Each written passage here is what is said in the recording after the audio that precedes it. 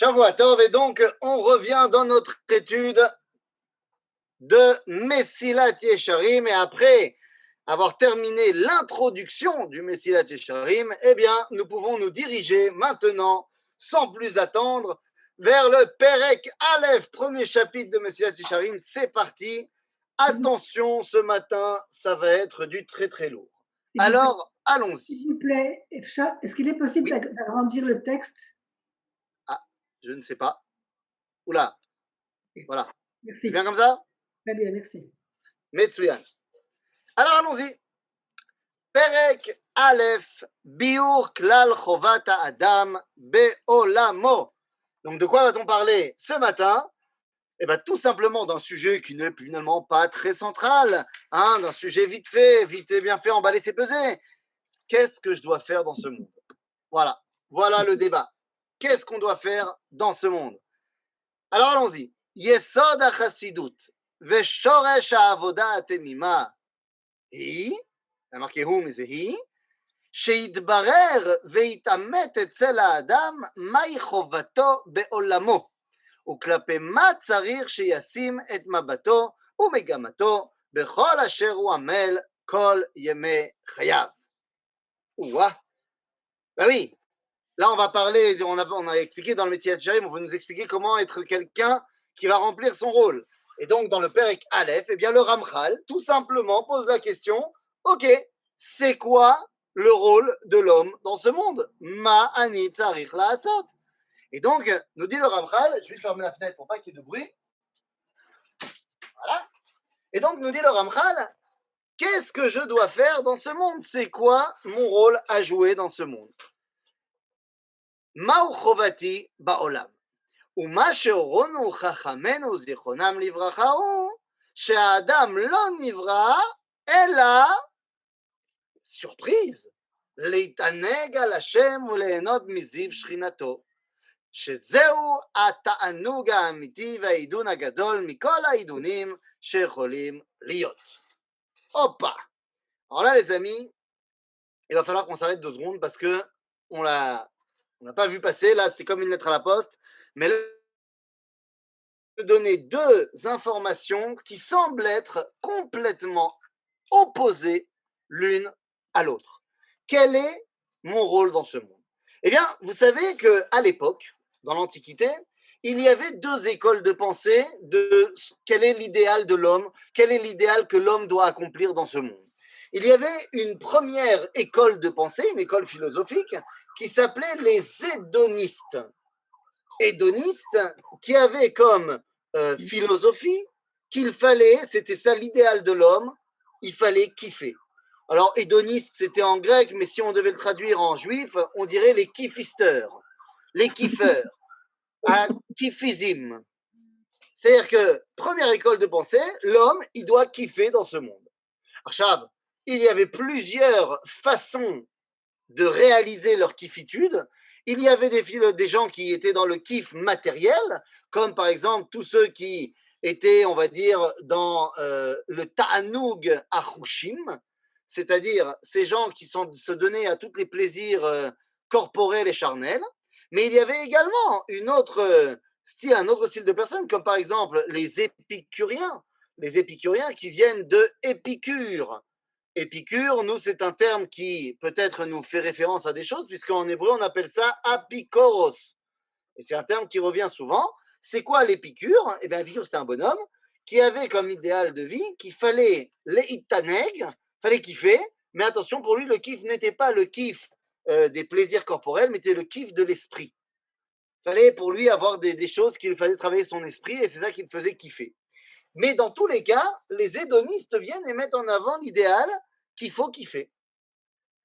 Face à cela, il va y avoir une autre école de pensée qu'on va appeler les stoïciens, qui eux vont dire au contraire, l'idéal n'est pas le kiff, mais l'idéal c'est de faire ton devoir. Et ils vont inventer le concept qu'on appelle en hébreu matzpoun, ou alors en français cas de conscience, c'est-à-dire qu'il va falloir faire ce que j'ai à faire, et lorsque je ne fais pas mon devoir, eh bien j'ai le devoir de me sentir pas bien. Ok? Donc nous avons ici 2 écoles de pensée philosophique. L'un qui dit l'idéal c'est le kiff, l'autre qui dit l'idéal c'est de remplir mon devoir. Qui a raison? Eh bien, quand on regarde le Ramchal, eh bien, il nous dit les deux. C'est-à-dire, chapitre 1 du Messilat Yesharim, l'homme doit savoir quel est son devoir. Donc, on doit remplir notre devoir, c'est ça l'idéal. Oui, mais sauf que quand on va se poser la question, Aval mai chovato, leitaneg al Hashem. C'est-à-dire, oui, je dois faire mon devoir dans ce monde, et c'est quoi mon devoir dans ce monde? Ben, c'est de kiffer. Oui, kiffer est un devoir. Alors, juste avant qu'on reprenne le texte, il y a une dimension que vous connaissez très certainement, c'est, même s'il ne s'agit pas d'une halakha, d'une obligation, il est bon que l'homme fasse 100 brachot par jour. Seulement, vous comprenez bien que, eh bien, le codex de brachot qu'on m'oblige à faire dans la journée n'arrive pas à 100. Je fais 19 brachot par jour dans la tfila, 3 fois par jour. Donc, on va dire que je suis déjà à presque 60 brachot. J'ai encore les brachot du schéma, j'ai encore les brachot du matin, mais je n'arrive pas à 100. Pour arriver à 100, eh bien, ça veut dire que la Torah m'engage à faire ce qu'on appelle birkot hanenim, c'est-à-dire de profiter de plein de choses dans la journée qui vont me faire faire encore plus de brachot. En d'autres termes, il y a ici un appel au kiff. Mais n'oublie pas qu'il s'agit ici de ton devoir. Donc ici, le Ramchal nous explique Tachlit chovat ha'adam be'olamo, leitaneg al Hashem. Alors allons-y. Donc voilà. Umakom, nous sommes à la fin de la 4e ligne. Umekom ha'idun hazeh, donc cet endroit, l'endroit de ce kiff total, be'emet hu ha'olam haba. Ki hu nivra be'achana aderusha ladavar hazeh. En d'autres termes, ce kiff ultime de l'Eitaneg al Hashem, semble-t-il, c'est, ça ne peut être atteint que Ba'olam Abba. Ah, je présume que le Ramchal dénonce ici la conception chrétienne de l'ascétisme, etc.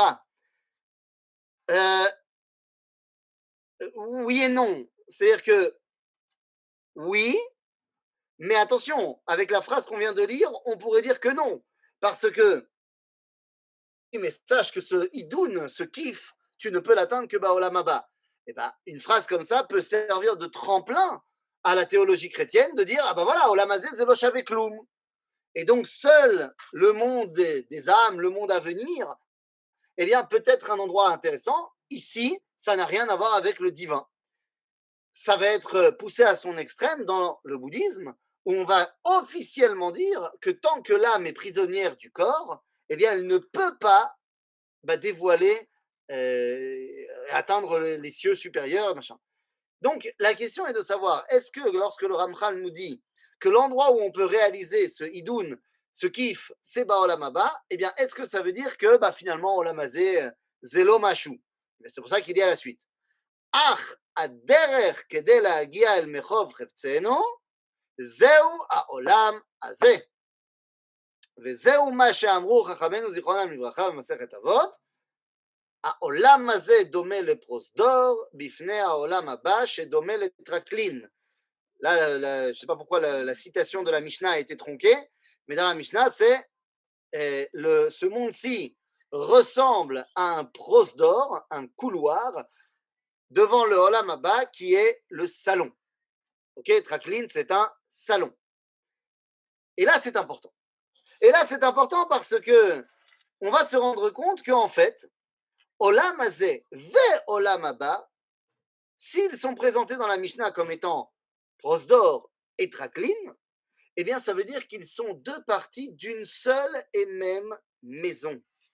Et ça, c'est terriblement important. Pourquoi? Eh bien, parce que lorsque dans certaines idéologies, on fait complètement se séparer Olam Hazeh, Olam Haba. Alors là, tu l'as complètement dans la théologie chrétienne, bouddhiste et autres. Où il y a Olam Hazeh, c'est une espèce de prison, et il y a Olam Haba, c'est le kiff total. Eh bien, à ce moment-là, plus vite on part du Olam Hazeh, et mieux c'est. Seulement, ce n'est absolument pas l'avis de Ramchal. L'avis de Ramchal ne nous dit absolument pas euh, qu'il faut se débarrasser du Olam Hazé pour arriver au Olam Haba. Au contraire, nous dit le Ramchal, Olam Hazé, Zé Aderech pour arriver au Olam Haba. C'est le chemin pour y arriver. Mais qu'est-ce que cela veut dire? Eh bien, ça veut dire que s'il n'y a pas Olam Hazé, ou s'il n'y a pas eu utilisation du Olam Hazé comme il se doit, ben, il n'y a pas non plus de Olam Haba. En d'autres termes, celui qui dirait le top du top, c'est Olam Haba, donc mettons fin à notre vie, ici, bah, Olam Hazé, pour y arriver plus vite, eh ben, en fait, il n'a rien compris ce que c'était le Olam Haba. Et il n'y arrivera pas. Il arrivera ailleurs, mais pas au Olam Haba. Et c'est là qu'il va falloir commencer à ce que c'est au Olam Haba. Et d'abord, pourquoi, s'il est tellement important, eh bien la Torah n'en a pas parlé. Le Ramchal ici nous balance j'ai envie de dire une bombe en nous disant que l'idéal c'est Achaim Ba'olam Haba. Et pourtant, ben, quand tu regardes dans toute la Torah, le Olam Haba n'est pas mentionné nulle part de manière textuelle. Oui, il y a des remazim, il y a des allusions, mais de manière textuelle, le Olam Haba n'est absolument pas mentionné dans le Tanakh. Alors, comment expliquer cela, si c'est ça l'idéal? Eh bien, l'explication, vous la connaissez, elle est très simple. Dans la mesure où Kol Israël et Shlaem Chelek le Olam Haba, tel que nous dit la Mishnah dans le traité de Sanhedrin, c'est pas la peine de s'en occuper. Ah, c'est pas une bonne réponse. C'est une réponse, mais qui n'est qu'une demi-consolation. La réponse donnée par Rabbi Yehuda Halevi est très différente de celle du Rambam. Le Rambam, dans le Guide des Égarés, nous dit qu'on ne nous a pas parlé du Olam Haba parce qu'on ne peut pas comprendre ce que c'est exactement. Et on va revenir sur cette dimension de ne pas comprendre exactement ce que c'est. Le Rambam nous dit donc, la Torah ne nous parlant que de choses qu'on peut comprendre, eh bien, elle nous parle des chemins pour y arriver, à Chochma, à Torah, mais elle ne nous parle pas du Olam Haba. Pour Rabbi Yehuda Halevi, c'est complètement autre chose. Dans le Sefer HaKuzari, eh bien, nous dit Rabbi Yehuda Halevi, on ne nous a pas parlé du Olam Haba, qui zelo chashuv. C'est pas important. On vient de te dire, c'est l'essentiel. Nachon, c'est l'essentiel. Hein, pas sûr. L'idée sur la Torah serait plutôt d'être une lumière parmi les nations. J'imagine que c'est ça qui a marqué. Une lumière parmi les nations. Mais ce n'est pas, je vais mettre le truc, voilà. Ce n'est pas incompatible. On peut très bien dire que être une lumière parmi les nations, c'est un état intermédiaire pour finalement arriver à une lumière totale et pure Baolam Haba. C'est pas incompatible de dire que ça, ce serait une étape. Pour Rabbi Yehuda Halevi, c'est l'ochashou parce que l'idéal, c'est Olam Hazé. Comment est-ce qu'on peut expliquer ça? Le Rambam, j'entends, c'est très rambamien. Je ne peux pas vraiment comprendre, donc on ne nous en parle pas. Mais Ramchal, il dit que l'idéal, c'est Olam Haba. Rabbi Yehuda Halevi dit que l'idéal, c'est Olam Hazé. Ma Corée. Et bien, les amis, c'est très simple, en fait, pour le comprendre. Peut-être que si on arrête inconsciemment de traduire tout en français, eh bien, on y arrivera un peu mieux. Olam Hazé, on a l'habitude de traduire par ce monde-ci. Facile. Mais Olam Haba, trop souvent, on l'a traduit par le monde futur. Et ce n'est pas la traduction du Olam Haba. Olam Haba, c'est le monde Haba, qui vient. Pas le monde à venir non plus, qui vient. C'est-à-dire, le Olam Haba, c'est le monde qui est Olam Hazé, après. C'est le même monde qui a passé une autre étape. En d'autres termes, il n'y a pas de marloquette entre le Ramchal et Rabbi Yehuda Halevi. Rabbi Yehuda Halevi nous dit, ah Olam Hazé, c'est ça le plus important. Parce que tu ne vas pas commencer à te concentrer sur des choses qui vont arriver.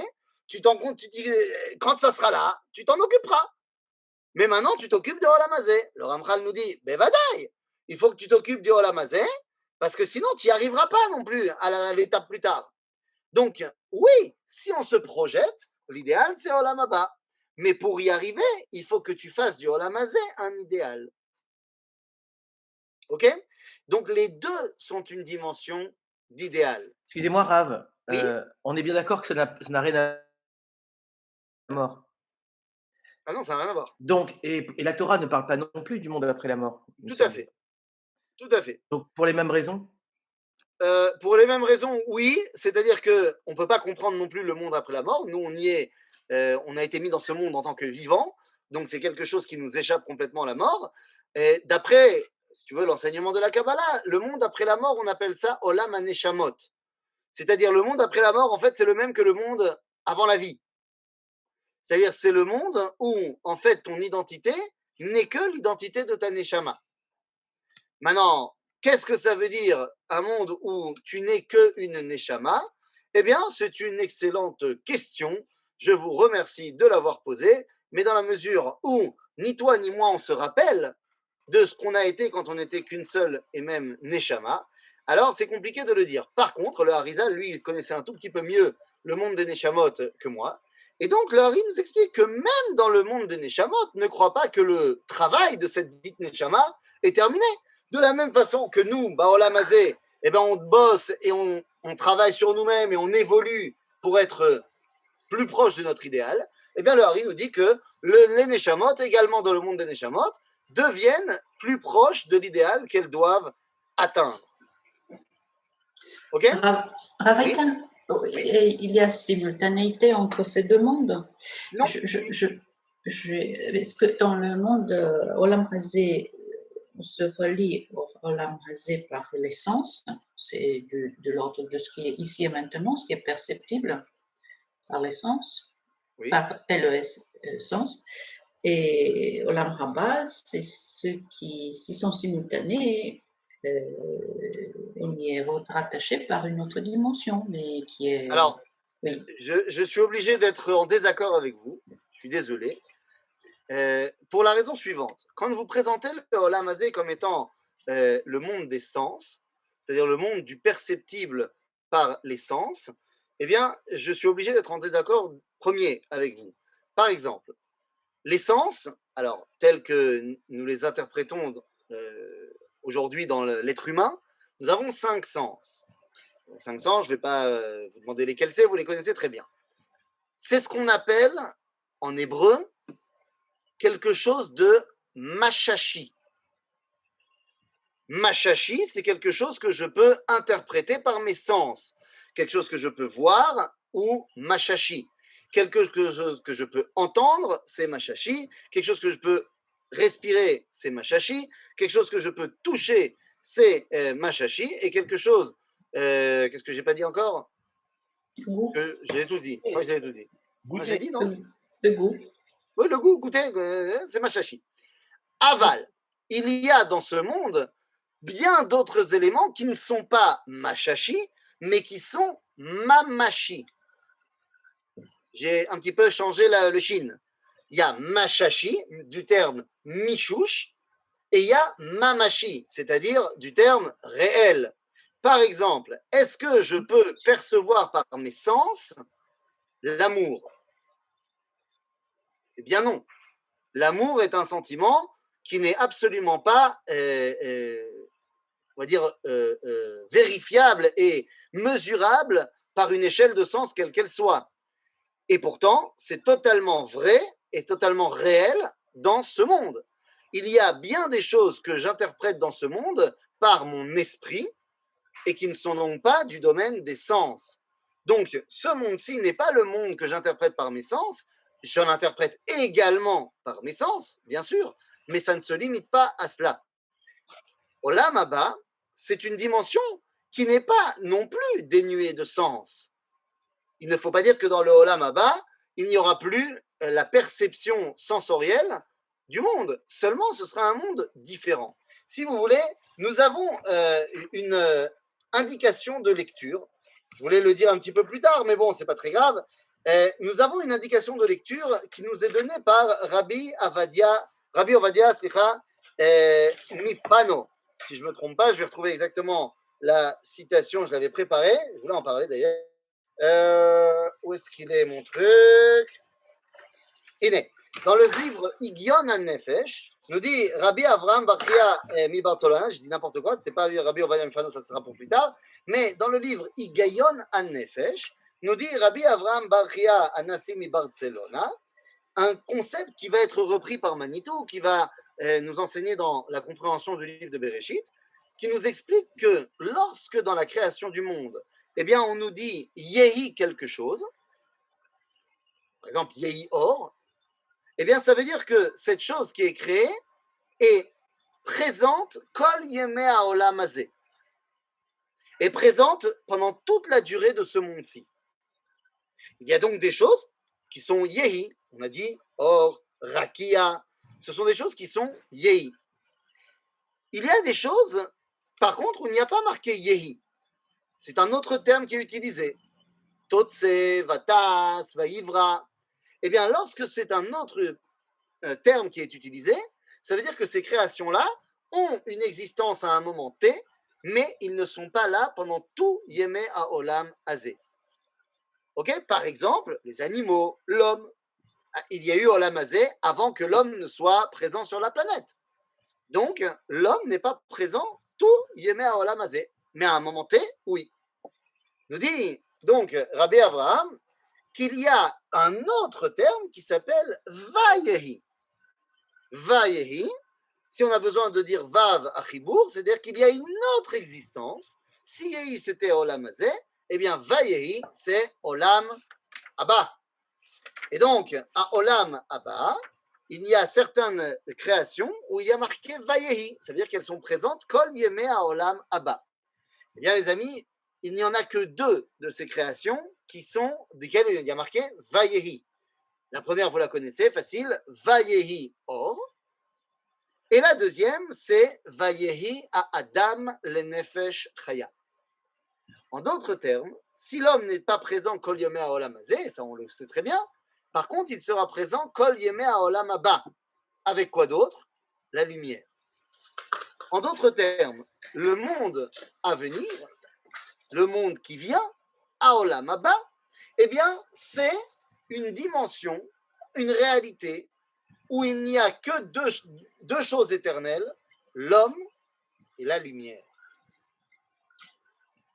Maintenant, est-ce que cette lumière, je la perçois par mes yeux ou est-ce que je la perçois par une dimension? Eh bien, on verra quand on y sera. Mais c'est exactement ce qui est mentionné par le Rambam dans la toute fin de son Yad HaChazaka, quand il termine en disant, une phrase qui vient du Talmud, qui nous dit quel est le sachar la tzadikim le'atid lavo? Tzadikim yoshvim ve'atrotehem berashehem. Il se la coule le pépère tranquille assis avec une couronne de laurier sur la tête. Ve'ne'enim miziv hashechina. Et il kiffe l'éclat de la Shrina. Sans savoir exactement comment ça marche, ça paraît évident qu'il s'agit d'une dimension de perception d'une lumière. Et donc, ça correspond à ce qu'on est en train de dire. Olam haba, ze Adam ve'a Or. Ok? Donc, pour pouvoir arriver à Olam haba, eh bien, je dois avoir fait mien Olam Hazeh. D'accord? Alors, revenons maintenant dans le texte. C'est parti. והאמצעים המביאים את האדם לתכלית הזאת הם המצוות אשר ציוונו עליהם האל יתברך שמו. Est-ce que je peux poser une question? Bien sûr. Par rapport à l'attente messianique et par rapport à ce qui est déjà accessible aujourd'hui, est-ce que vous pouvez expliquer le lien par rapport à cette perception? Oui, oui, tout à fait. Ce que nous vivons aujourd'hui, qui s'appelle dans le langage de la tradition juive Yemot HaMashiach, les temps messianiques, vous parlez de l'attente messianique, donc ce qu'on appelle les temps messianiques, ce n'est absolument pas Olam Haba. Yemot HaMashiach, ze ba'olam hazeh. Yemot HaMashiach, les temps messianiques, c'est ce que nous vivons actuellement. Elles ont commencé, ces temps messianiques ont commencé le 14 mai 1948. Les temps messianiques ont commencé à ce moment-là, puisque le Talmud, dans le traité de Sanhedrin, va nous dire Ein ben ha'olam hazeh leyemot HaMashiach, ella shi'abud malchuyot bilvad. Ce qui fait la différence entre Olam hazeh, mais attention à ne pas confondre, car Olam hazeh, dans le langage du Talmud, c'est la galoute. Donc la différence entre galoute et Yemot HaMashiach, c'est l'indépendance nationale uniquement. En d'autres termes, les temps messianiques ont commencé à partir du 14 mai 1948, mais nous dira le même Talmud que toutes les prophéties du Tanakh qui parlent de ce qui va arriver ont parlé de Yemot HaMashiach. Aval Olam Haba, Ain Lo Ra'ata Elohim Zulatecha. En d'autres termes, toutes les prophéties du Talmud ont parlé de ce que nous sommes en train de vivre, qui est ce que nous avons réussi déjà à atteindre et ce que nous allons encore atteindre, mais qui se place dans la Misgeret, si vous voulez, dans le cadre de notre monde. Olam Haba, ça n'a pas été mentionné dans le Tanakh. C'est une autre dimension.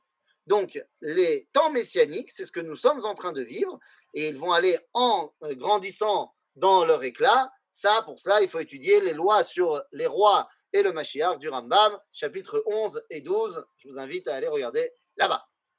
Donc, האמצעים המביאים את האדם לתכלית הזאת הם המצוות, אשר ציוונו עליהם האל יתברך שמו.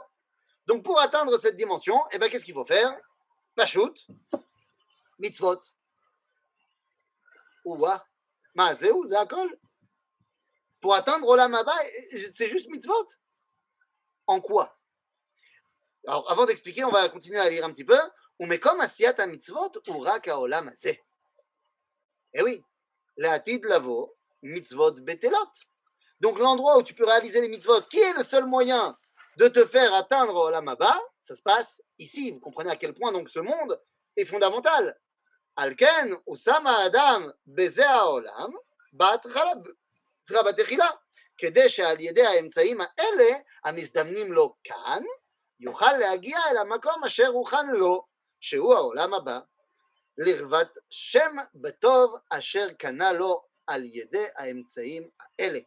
וזהו מה שאמרו זיכרונם לברכה, היום לעשותם ומחר. Qu'est-ce que c'est que cette histoire?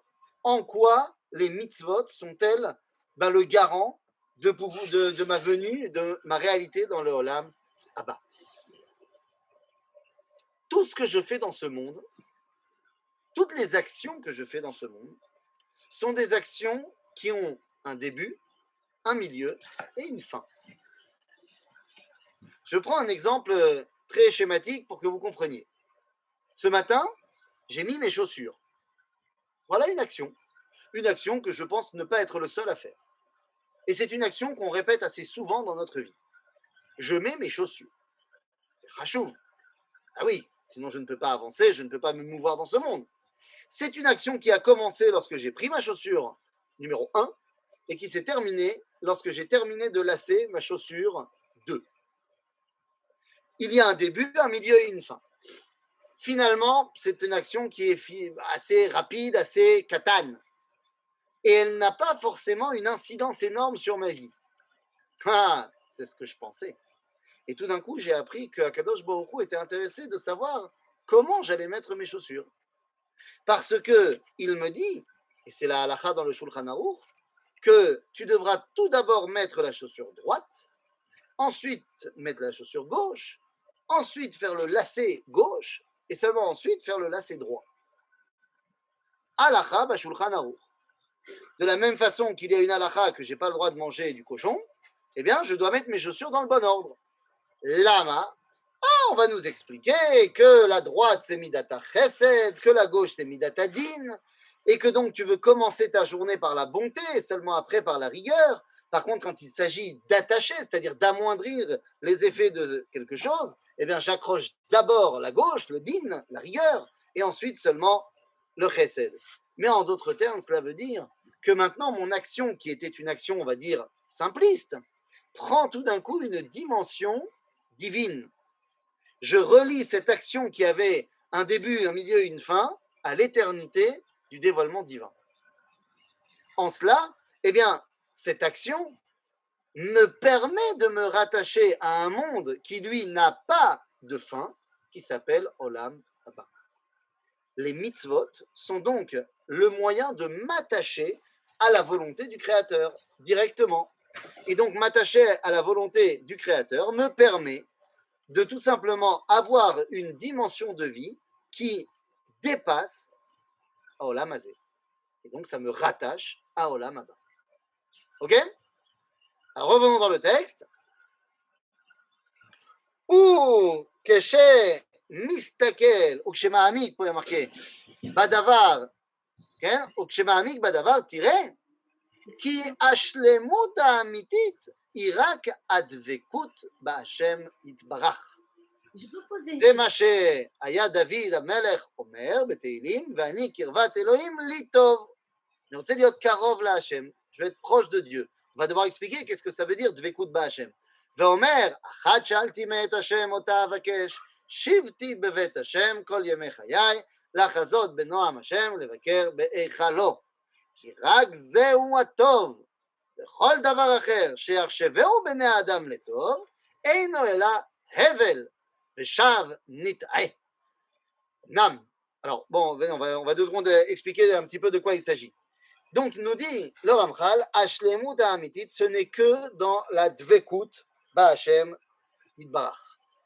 Si les midot sont les moyens d'accomplir la volonté d'Hashem, que sont les midot? Ah, ben les midot, c'est ce qui va me permettre de faire les mitzvot. Je vous donne un exemple. Mon papa m'a énervé. Il m'a énervé, chaval al azman. Il ne m'a pas permis d'aller jouer avec mes copains. J'ai 14 ans et j'ai un devoir de maths à finir. Je ne l'ai pas terminé. Et j'ai dit à mon père, mais ça va, c'est bon, je finirai après. Toute ressemblance avec des enfants que vous pourrez connaître est purement fortuite et involontaire. Et donc, l'enfant, il dit, mais ça va, c'est bon, je terminerai après. Mais là, je dois aller jouer au foot avec Shimon, là, où il m'attend. Et le père, il dit, non, tu ne bougeras pas de cette maison tant que tu n'auras pas fini ton devoir de maths. Après, tu iras jouer au foot. Mais tu comprends rien, c'est insupportable. Tu vas maintenant t'asseoir et faire ton devoir de maths. Je ne rentre pas dans la question si, au niveau éducatif, c'est bien ce qu'il a fait le papa ou pas, ce n'est pas le débat. Le papa vient de donner un ordre à son fils de finir son devoir de maths. Ordre qui ne contredit pas la Torah. Le fils est déjà bar mitzvah, donc il est chayav de faire la Torah et les mitzvot. Il a donc une mitzvah de kiboud avaim. Il a donc une mitzvah d'écouter son père. C'est une mitzvah. Le problème, c'est que Malékas, il est super vénère que son père ne l'ait pas laissé aller jouer.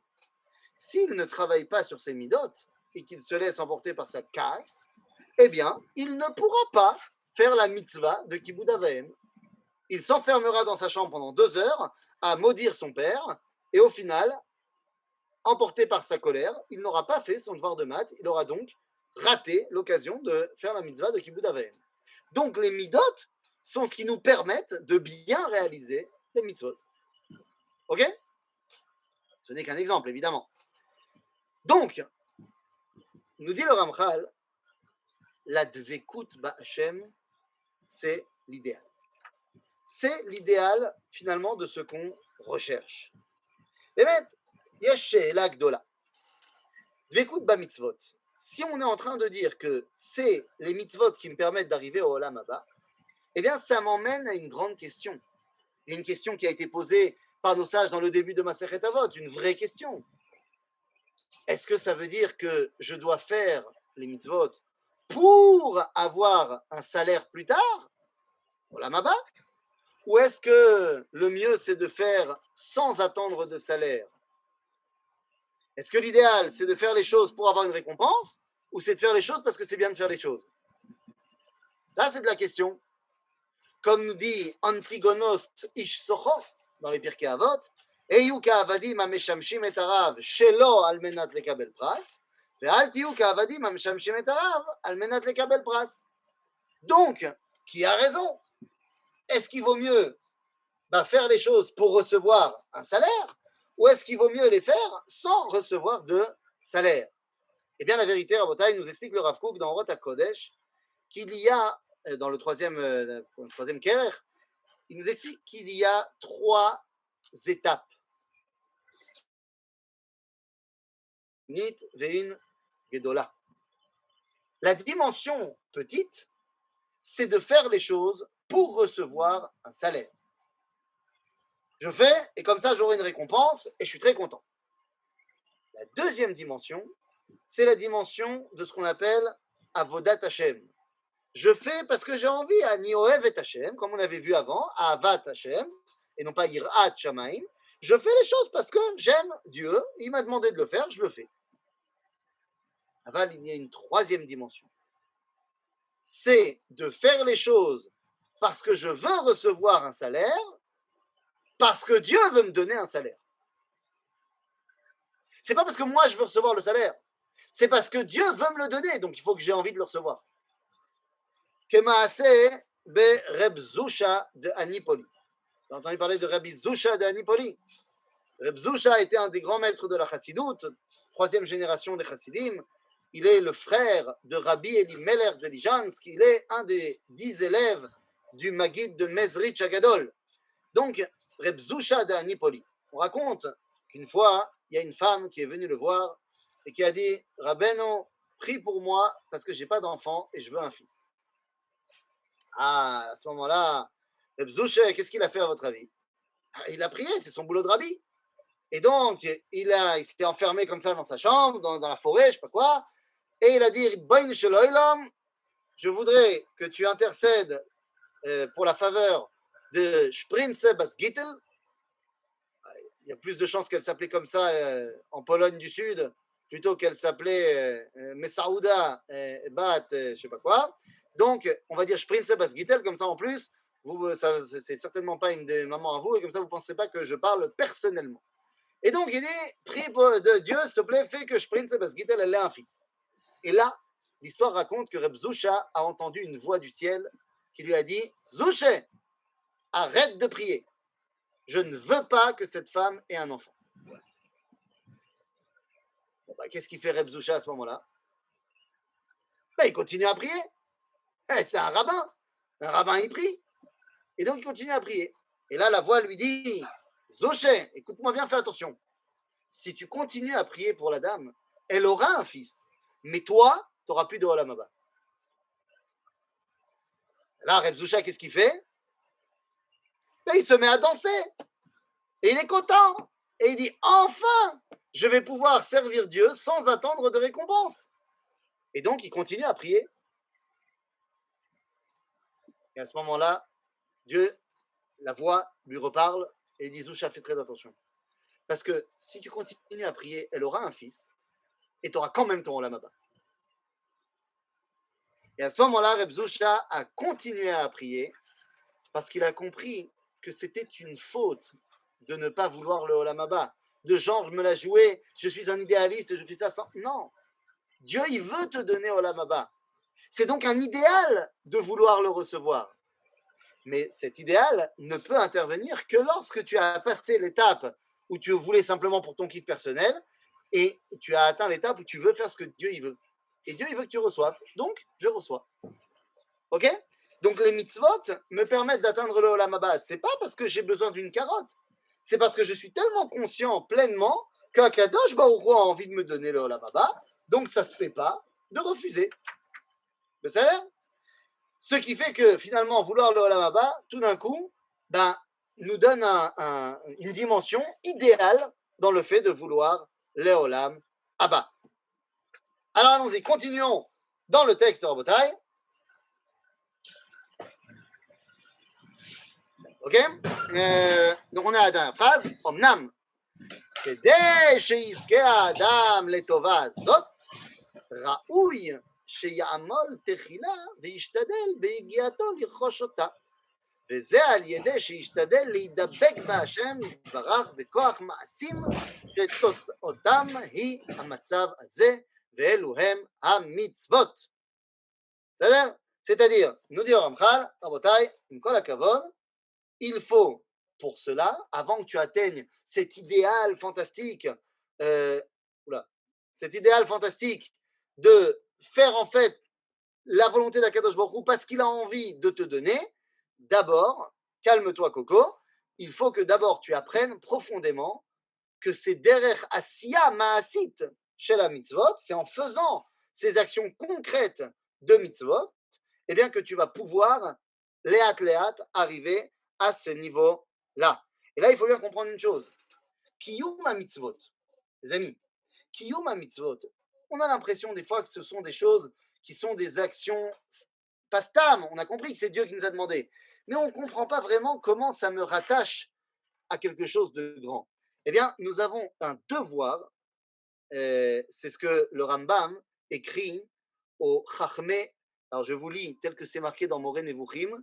On va voir si vous allez comprendre de qui il s'agit.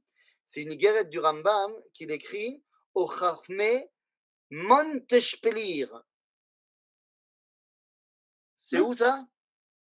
Monteshpelir. À Monaco. Ah, Montpellier. merci, Montpellier, évidemment. Oh. Guérette à Rambam, les Chachmé Montpellier. C'est-à-dire, lui, il appelait ça Monteshpelir. Hein? C'est Guérette à Ar. Guérette quoi? Guérette à Ar. Ah, Guérette à Ar. Ken. Guérette Monteshpelir. Et donc, nous dit le Rambam là-bas, dans cette Guérette, que Kiyuma Mitzvot, pour qu'elles prennent tout leur sens, parce que les Chachmé Montpellier lui ont demandé, mais c'est quoi véritablement? Comment est-ce qu'on peut comprendre le sens des mitzvot? Le Rambam nous dit, il faut faire de l'historiographie de la mitzvah. C'est-à-dire comprendre quel était le sens que les Béné Israël ont compris lorsqu'ils ont reçu la mitzvah, même si toi aujourd'hui ce n'est plus évident ce sens-là, pour que tu puisses t'attacher à la grandeur de la mitzvah, il faut t'attacher à Israël ont compris la mitzvah lorsqu'ils l'ont reçue. Ça ne veut pas dire qu'il n'y a pas d'autres significations.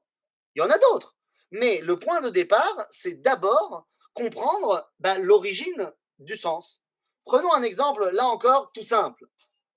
Une mitzvah qu'on fait aujourd'hui, mais qui pour nous n'a pas vraiment de sens. On le fait parce que c'est une mitzvah, on appelle même ça un chok, alors on le fait, mais on ne se pose pas la question. D'autant plus qu'aujourd'hui, la façon de se vêtir ne revêt pas une signification pour nous. On achète sur Internet et on s'en fiche de savoir comment ça a été produit, par qui ou comment, qui que quoi. Mais il y a une halakha mitzvah de Horaïta qui s'appelle Issur Shatnez. L'interdit de mélanger dans ses habits du lin et de la laine. Pour nous qui nous habillons en coton, acrylique, soie et autres lin et laine, ça ne nous... Ce que je mets sur le corps, c'est le chashouv. Mais lorsque les Béné Israël sortent d'Égypte et qu'ils reçoivent cette mitzvah-là, eh bien, ça retentit complètement différemment chez eux. Puisque des habits de lin, pour en avoir, il faut du lin. Et le lin, on le cultive avec des plantes qui poussent dans l'eau. Il faut beaucoup d'eau. Et les premiers producteurs de lin de cette époque-là, c'est l'Égypte, puisque ça pousse à côté du Nil. D'un autre côté, pour avoir des habits en laine, il faut avoir de la laine. Pour avoir de la laine, il faut des troupeaux. Or, d'après le livre de Bereshit, nous savons que les Égyptiens n'ont pas de troupeaux. C'était pour eux une abomination, parce que le bélier était l'une de leurs divinités principales. Donc, qui a oui des troupeaux? Les bergers. Et qui sont bergers? Les Hébreux. C'est ainsi qu'ils se présentent lorsqu'ils arrivent, les frères de Yosef, en Égypte. Ils sont bergers. En d'autres termes, qui s'habille en lin? Les Égyptiens. Qui s'habille en laine? Les Hébreux.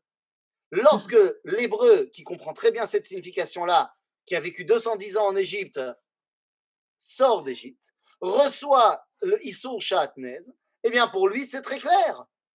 Il est interdit de s'assimiler. On ne mélange pas hébreu et égyptien.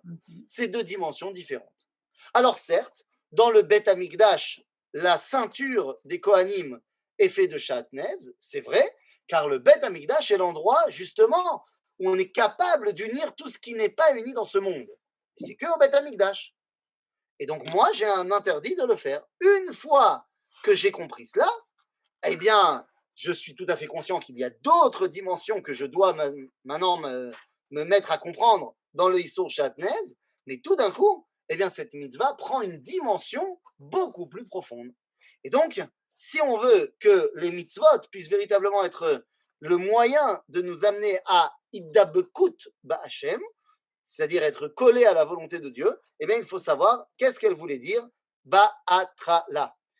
Rajoute à cela le Rav Kook, parce que le Rambam, dans ce qu'il vient de dire, nous rattache uniquement au Théamim du passé.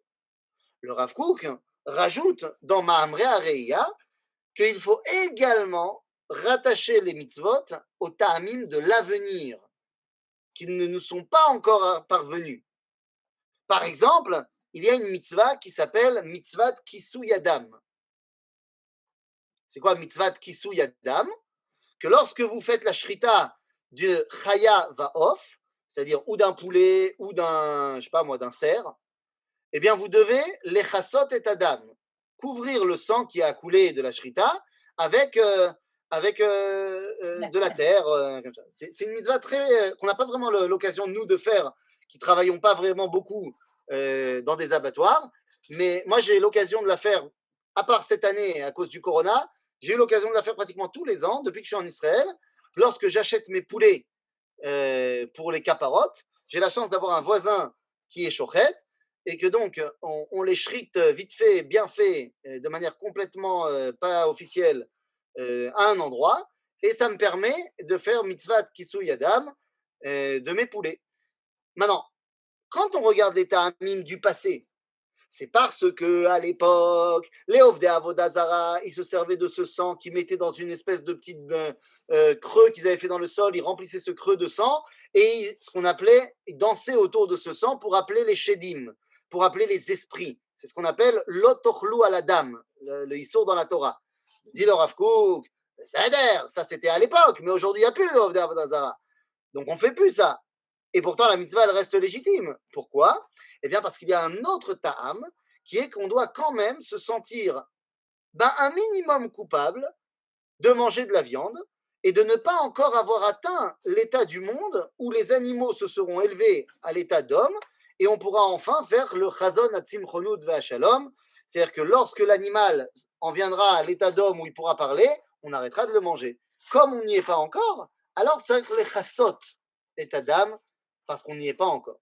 C'est-à-dire donc, il faut également regarder les ta'amim du passé, mais également les ta'amim de l'avenir à Botaï. Top, alors continuons. Veshem akadosh baruch hu, ושם הקדוש ברוך הוא את האדם במקום שמצויים בו דברים רבים המרחיקים אותו ממנו יתברך. Eh oui, Dieu nous a mis dans un monde où il y a plein de distractions qui nous éloignent d'être collés à lui. On va en citer quelques-unes. La nourriture, Netflix et autres distractions footballistiques. C'est-à-dire, il y a plein de choses dans ce monde qui nous distraient. ואילו הם התאוות החומריות, אשר אם ימשך האדם אחריהם, הרי הוא מתרחק והולך מן הטוב האמיתי.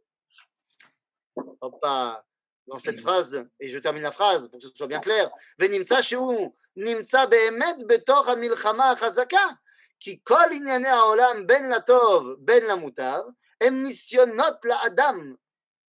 העוני מצד אחד והעושר מצד שני, כמו שאמר שלמה במשלי, פן אשבע וכיחשתי ואמרתי מי השם פן יברש וגנבתי ותפסתי שם אלוהי. Qu'est-ce que ça veut dire? Le Ramchal est en train de nous dire toutes ces choses de ce monde sont des distractions qui m'éloignent de Dieu. Quoi? Serait-il possible que le Ramchal serait en train de nous expliquer qu'il faut avoir finalement une séparation entre le monde matériel et le monde spirituel, qu'en fait l'idéal, ce n'est que dans le monde spirituel. C'est ça l'idéal du Ramchal. C'est ça qu'il est en train de nous expliquer. Ça me paraît bizarre quand même comme histoire. Et je suis en train de me rendre compte que depuis tout à l'heure, j'ai des sourcils extraordinaires faits par ma fille. Je l'enlève maintenant. Et j'ai un rouge à lèvres rouge foncé, voilà, que j'enlève maintenant. Ça se voyait moins que la dernière fois. T'as vu hein? Il y a du chipour, Bekitsour, quoi, le Ramchal serait en train de nous séparer le Olam Chomri et du Olam spirituel? Quoi, le Ramchal serait-il en train de devenir un petit peu chrétien sur les bords? Chas ve shalom, chas ve chalila ve chas. Et là-bas, eh bien, N'oublions pas une chose. Le Ramchal, ici, on est au chapitre combien? 1. Eh oui, donc on est au premier chapitre. Donc au premier chapitre, Betrilat Darko Shel Adam, eh bien oui, il faut lui expliquer que En Malaasot, pour le moment, Ta'anugé à Ta'avot, ça t'éloigne de Dieu. Et me la joue pas à l'envers. Mais non, c'est pas vrai, moi je suis désolé, mais quand je mange un bon repas, au contraire, pour l'instant, on est tous dans cette situation où quand on mange un très très bon steak ou je ne sais pas ce que vous aimez, l'homme on n'est pas toujours en train de penser uniquement à la tanitzotzot qu'on est en train de faire. Des fois, on met les deux mains sur le ventre et on dit « Oh, bah j'ai bien mangé! Oh, ça fait plaisir !» Ou alors, quand on a, je ne sais pas fait quoi, venez, on ne se cache pas derrière un faux idéalisme. Le Ramchal est tout à fait conscient qu'il vient seulement d'ouvrir le livre. Lorsque nous arriverons au chapitre 26, peut-être la semaine prochaine, je ne sais pas, lorsque nous serons arrivés au chapitre 26, Midat à Kedusha, à ce moment-là, le Ramchal reviendra sur tout ce qu'il nous a dit là au début, en disant maintenant que tu es à ce niveau-là, eh bien tu comprends et tu es capable de faire en sorte que toutes les ta'anugé à ta'avot, que tout matériel, sont uniquement des moyens de dévoiler Dvekut Ba'Hashem. Mais ça sera à la fin du processus. Au début du processus, nous dit le Ramchal, fais gaffe. Ces choses-là t'éloignent de Dvekut Ba'Hashem. Alors venez, on reprend juste 2 secondes de texte. Voilà. וכן השלווה מצד אחד והאיסורים מצד שני, עד שנמצאת המלחמה לגביו מלפנים או מאחור. ואם יהיה לבן חיל וינצח את המלחמה מכל הכיוונים, הוא יהיה האדם השלם אשר יזכה להידבק בבוראו. Nous dit le Ramchal, donc dans ce monde, pour l'instant, tu es en milchama matmedet, entre ce que tes ta'avot te font vouloir et ben, ta volonté de Avodat Hashem. Prenons un exemple ultra simple.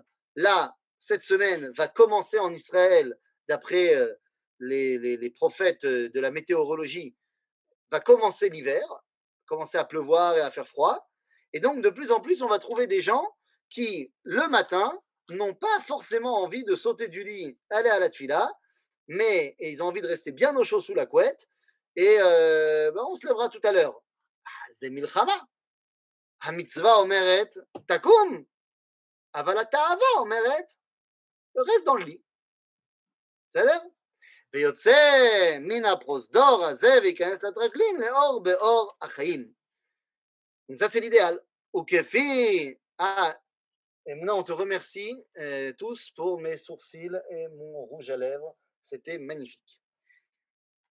וכפי השיעור אשר כבש האדם את יצרו, כן? ותאוותיו, והתרחק מן המרחיקים אותו מהטוב, וישתדל להידבק בהשם, כך ישיגהו וישמח בו. Et donc, si j'ai réussi à faire cette bataille Ba'olam Hazeh et dans ce qui concerne les ta'avot du Olam Hazeh, eh ben je suis content, ça, je suis bien, ça me fait plaisir et c'est ça qui, dans un premier temps, me permet d'être d'avec Ba'Hashem. Ok? C'est un premier temps. Évidemment qu'il y aura un deuxième temps, comme on a dit, à la fin du livre. Mais il va falloir aller encore un petit peu plus loin. Alors, bien, continue. Amène-moi le texte. ואם תעמיק עוד בעניין ותראה. אז מה? תראה כי העולם נברא לשימוש האדם, אולם הוא עומד בשיווי משקל גדול, כי אם האדם נמשך אחר העולם ומתרחק מבוראו, הוא... C'est pas que moi que j'entraîne vers le bas quand je décide de me faire un jambon beurre. C'est le monde entier que j'entraîne vers le bas quand je mange un jambon beurre. C'est-à-dire, agave, je dis jambon beurre, et là, ça vous paraît évident, c'est assourd. Mais je parle aussi d'un burger kasher la méadrine. Si je fais ça parce que c'est mémalé tata avot, ça m'éloigne de Dvekut Ba'Hashem et ça éloigne le monde à être d'avec Ba'Hachem. Okay, pour l'instant, il n'y a pas de différence à ce niveau-là entre ce qui est assour et ce qui est simplement moutard, mais ça ne fait que donner du pain à Métavot. ואם הוא שולט בעצמו ודבק בבוראו, הוא משתמש בעולם רק כסיוע לעבודת בוראו, הוא מתעלה והעולם עצמו מתעלה עמו. Mais j'ai faim. J'ai pas mangé depuis 2 jours. Je ne veux que pouvoir finir mon chiour. J'ai un cours à donner là, dans un cours de Torah. Mais j'ai pas de force là. J'ai pas mangé et tout, machin. Il faut absolument que je mange. Donc je me fais le même burger à la méadrine, mais ce n'est absolument pas parce que je kiffe le burger et que ça me fait kiffer comme ça, mais c'est parce que j'ai besoin d'avoir des forces pour donner mon cours. Donc à ce niveau-là, lorsque je suis mishtamesh ba'olam hazeh pour l'Eidabek Ba'Hachem, hazeh beseder gamour. Mais on ne parle pas encore du burger comme étant un idéal. Ça, on a dit, ça sera seulement à la fin du livre.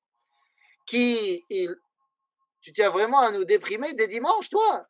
Mais c'est pas moi, c'est le Ramchal. Qu'est-ce que tu veux que je te dise? Pourquoi? Tu aimes les burgers, mon cher Alex? Moi aussi, j'aime les burgers. Tu n'as qu'à faire des burgers de manière où tu n'as pas de scrupules à les faire. C'est-à-dire, quand les koulé alma, c'est besséder. C'est-à-dire qu'il y a des moments où c'est besséder que le chimouche, c'est uniquement le kiff. C'est quand? C'est quand ce chimouche-là est correspondant à une mitzvah.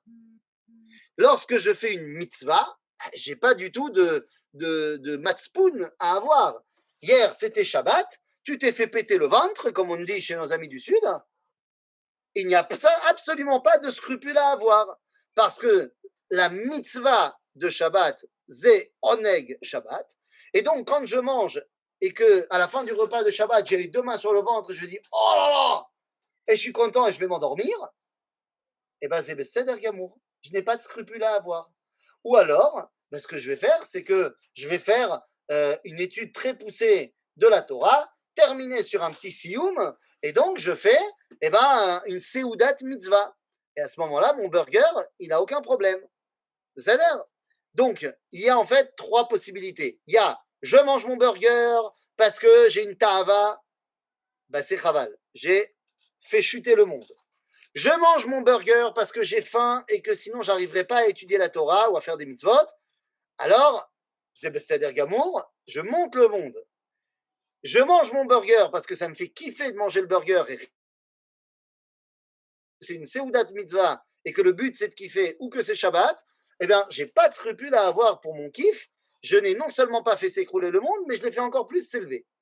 Et l'état idéal, que c'est pas une seudat mitzvah, et je mange mon burger, et c'est atzmot vekut ba'Hachem, chapitre 26. Ok? Besséder. Donc, Ki'ilui gadol, 4e ligne. Ki'ilui gadol ou les briot kulam, beyotam meshameshot et ha'adam ha'shalem ha'mekudash b'kedushat Hashem yitbarach. וזה כמו מה שאמרו חכמינו זיכרונם לברכה בעניין האור שגנזו הקדוש ברוך הוא לצדיקים וזה לשונם, כיוון שראה הקדוש ברוך הוא את האור שגנזו לצדיקים, שמח, שנאמר אור צדיקים ישמח. Alors ça c'est de quel or on est en train de parler? On parle de ce qu'on appelle la fameuse or aganouz. Or aganouz, cette lumière du premier jour de la création, qui est genouza le'atid lavo la tzadikim. Qu'est-ce que c'est que cette or aganouz? Eh bien, on n'est pas des mekoubalim, mais on est simplement des gens qui parlons un français acceptable, et donc nous savons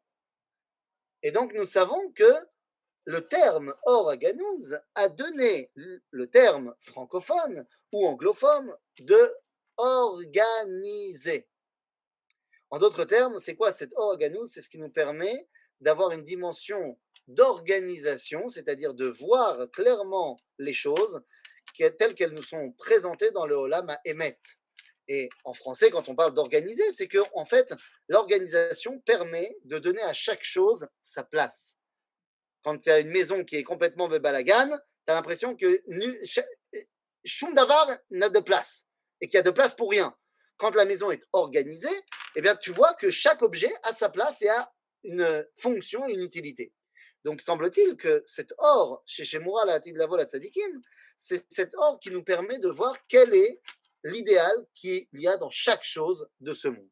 Et ça, c'est après, une fois qu'on y a atteint. Et donc, ובעניין אבני המקום שלקח יעקב ושב ושם מראשותיו, אמר רבי יצחק, מלמד שנקבצו כולם למקום אחד, והייתה כל אחד אומרת, עליי יניח הצדיק ראשו. C'est-à-dire que le but du jeu, c'est qu'on soit tous en train d'être reliés à Akadosh Baruch Hu derech atzadik. ועל עיקר הזה, העירו לנו חכמים זיכרונם לברכה במדרש קהלת, שאמרו, זאת